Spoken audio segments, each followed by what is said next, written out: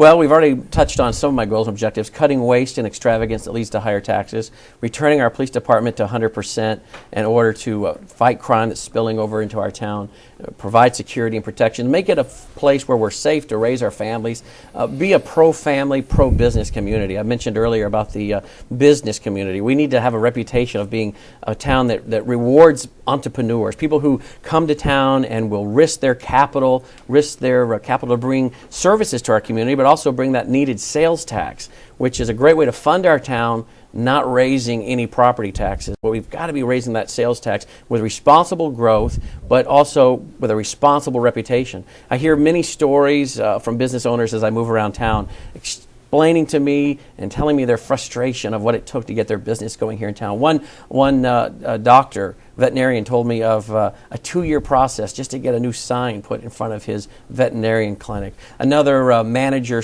/ part owner of a very successful restaurant here in town told me of being ready to open, and the city coming in at the last minute and requiring window panes for aesthetic purposes that delayed his opening and cost him somewhere around $750,000 in lost revenue.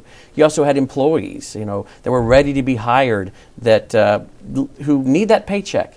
And they had counted on that start date. And yet here they're being pushed off from their start date. And he was at risk of losing those employees.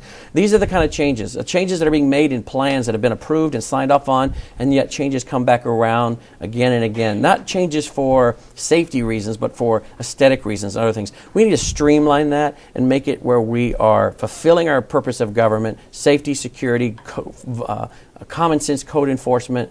But we need to make sure that we're honoring the entrepreneurs that bring their capital to our town, put it at risk, bring us services, and bring us those sales tax. So these are some of the challenges I want to deal with if I'm honored to be elected mayor.